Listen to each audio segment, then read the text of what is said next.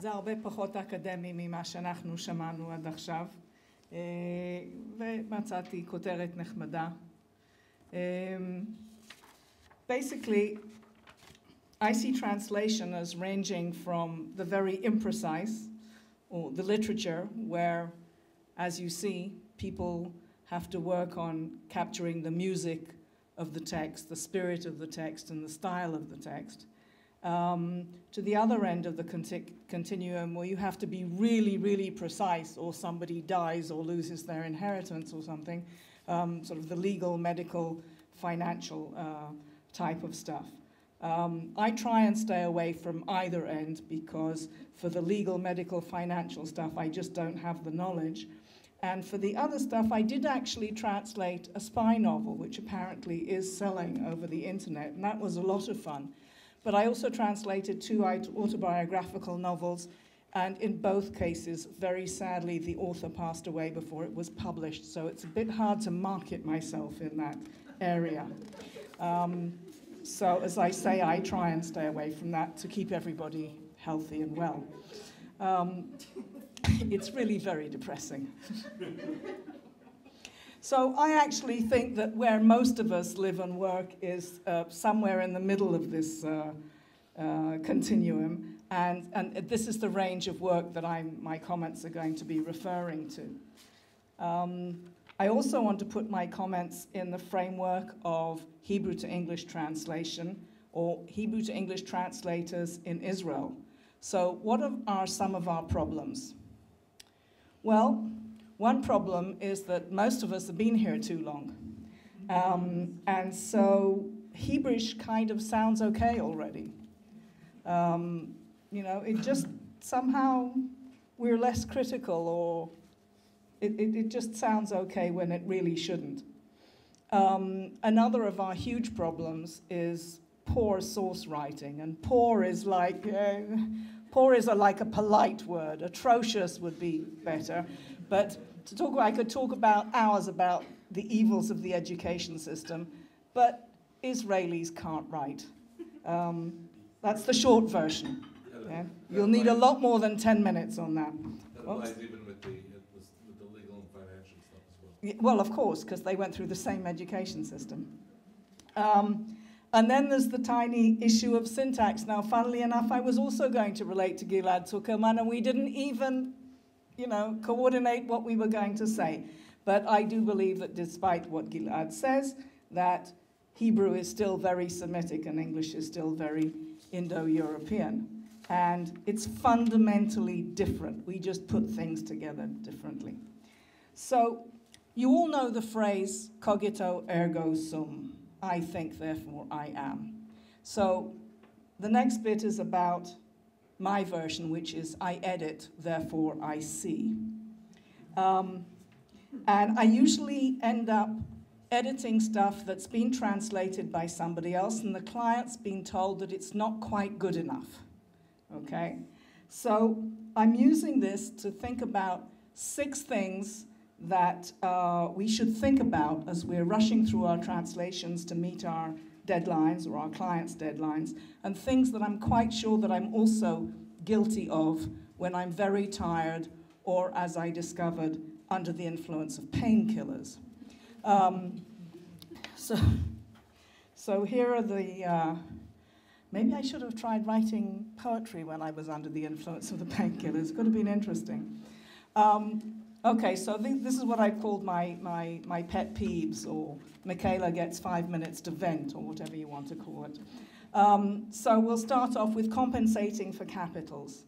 Poor Hebrew, it doesn't have capital letters, and so it has to explicate everything with nouns and with inverted commas and so on and so forth. So you have בשנת 2013, בחודש פברואר, ביקרתי בעיר אילת והתרשמתי. And it's very, very tiresome, especially if you try and do the whole thing, so we'll ignore that. And you just, in my opinion, most of this can be deleted. I know February is a month, I know 2013 is a year, and I know Eilat is a city. And I know that Solan Limited is a company, so I don't need all that extra stuff that I do need in Hebrew just because they didn't invent capital letters. Okay?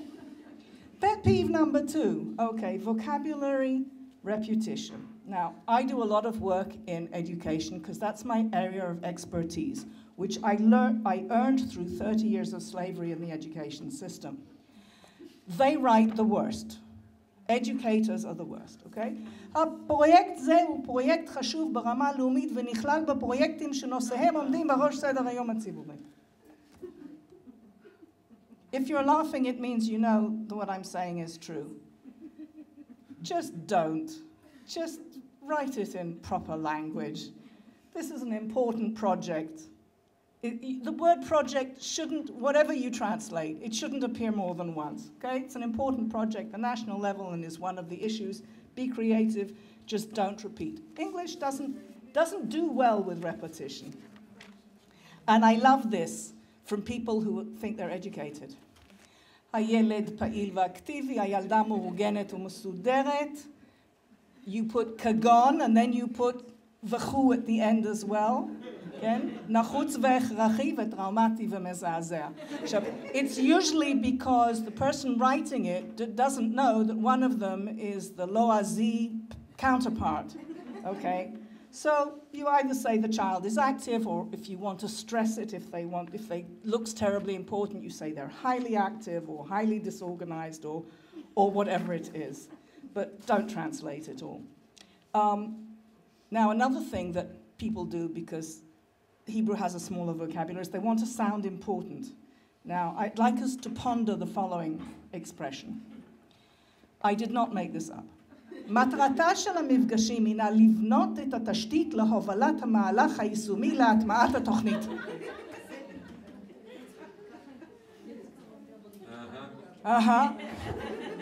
Okay, that's got all the words in it, but this is what they actually wanted to say.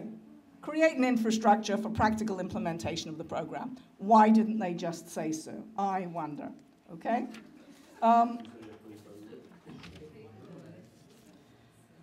Okay, description's gone wild. I think it's something to do with this army thing. Everything has to be in threes in Israel, okay? פרויקט גילדור על שלביו השונים, these are very intelligent people actually, פרויקט גילדור על שלביו השונים מאפשר למידה אחרת, אפקטיבית ומשתפת. בעיה מקורית מורכבת ורלוונטית, מעודדת ומטפחת, מוקירה ומקדמת. אותה ואת האנושות כולה, הפועמת והמחלחלת. Please, find one nice word in English, it's enough. Two occasionally, but not everywhere. Okay? And who has not done this when they're very tired? I call it where have all the adverbs gone? יש לנהל את הבחירות למועצה באופן דמוקרטי, לבצע באופן הדרגתי, and because we can, a lot of people do say things like this, in a democratic fashion, in a gradual manner, which is not technically wrong in English, but we do actually have adverbs. I know the Americans among you don't really like adverbs, but in real English, we use them real often. What have you paid by the word? The truth is this, Mary, I'm a verbal minimalist. I was just telling somebody over dinner that I submitted the shortest MA thesis in the humanities faculty in Jerusalem ever. If I've said it, and I've said it clearly, that's it. And Toda Le'el, I have enough work. And I charge a reasonable price. Okay? Do we like our relatives? Seder is coming up. Okay? Do we need all those relatives? Hebrew loves them, ad nauseam. ספרו הראשון שנכתב בשנת 65 היה רב מחר אשר הפתיע את הקהל הקוראים שלא ציפה ליצירה מרתקת של כל כך מסופר כל צעיר. Okay, lots and lots and lots of relative clauses, which can be translated in lots of whiches and which. Okay, please try and avoid this. It really sounds awful. To those of us who still vaguely remember what English should sound like, I would have done it like this. I would have settled for one which, a bestseller which surprised the readers. I changed, instead of Kahala Korim, said the readers so that I could call them who rather than which. So, you know, get rid of most of the relatives. They're not needed anywhere. Okay. I had another thing, but I think you got the general idea. So I just want to say, these are just some of the traps.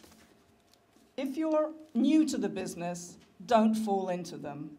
And if you're veteran, try not to slip up because you're rushed or tired or because you've been here so long it almost sounds okay. And keep smiling because it's a great profession. Thank you.